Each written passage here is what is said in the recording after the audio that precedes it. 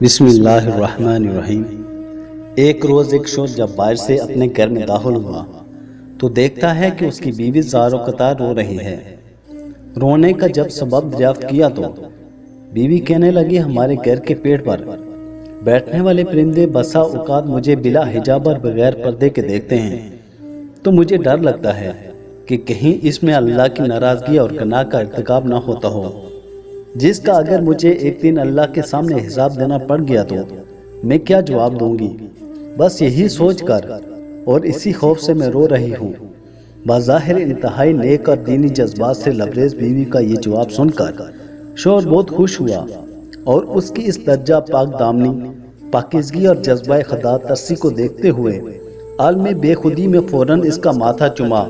اور اسی وقت کلہاڑی لے کر گھر کے پیڑ کو کاٹ کر باہر پھینک دیا۔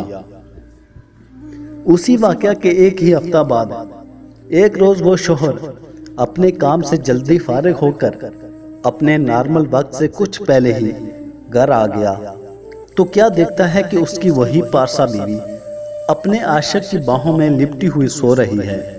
یہ ناقابل یقین دل خراش منظر دیکھ کر اس نے مزید کچھ نہیں کیا، بس گھر سے اپنی بعض ضروریات کا سامان لیا اور اپنا گھر اور بستی چھوڑ کر نکل پڑا اور چلتے چلتے ایک دوسرے شہر تک پہنچ گیا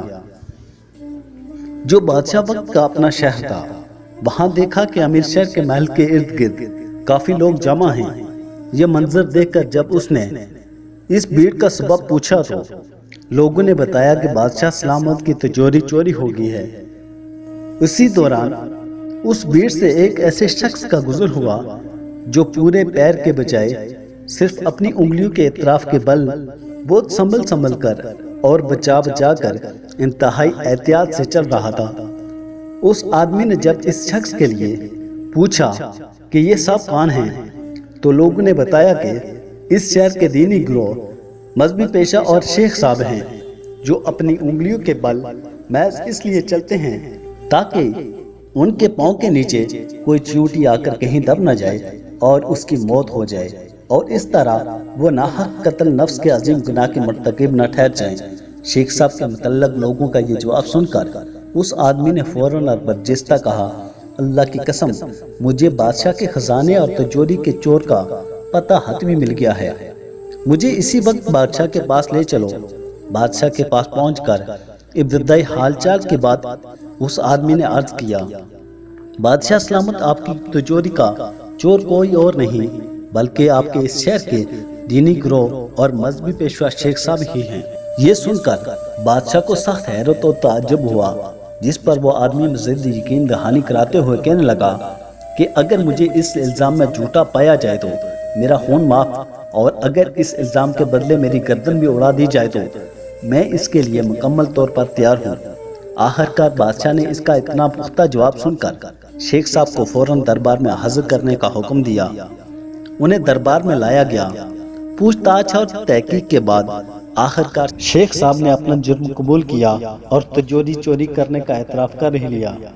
شیخ کے اقرار جرم کے بعد بادشاہ اس شخص سے کہنے لگا، تم یہ بتاؤ کہ آخر تم کو کیسے پتہ چلا کہ چور یہی شیخ صاحب ہیں، جبکہ وہ اپنی ظاہری شکل و صورت اور واضح قطع سے انتہائی نیک صالح اور پارسا دکھتے ہیں؟ بادشاہ کے اس سوال کا جو قیمتی جواب اس آدمی نے دیا اپنے سابقہ تجربات کی روشنی میں، وہ جواب یہ تھا کہ جب بھی اظہار پارسائی میں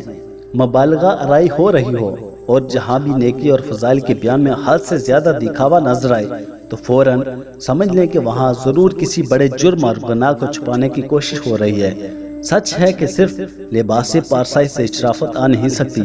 شرافت نفس میں ہوگی تو انسان پارسا ہوگا۔ کردار کو کپڑوں میں چھپا رکھا ہے تو نے، کپڑوں کی طرح تو تیرا کردار نہیں ہے۔ اللہ رب العزت ہم سب کو ظاہر کے ساتھ ساتھ اپنے باطن کو بھی سنوارنے کی توفیق دے اور نیک ہمیشہ سچی پارسائی اور حقیقی تقوی نصیب فرمائے، آمین یا رب العالمین۔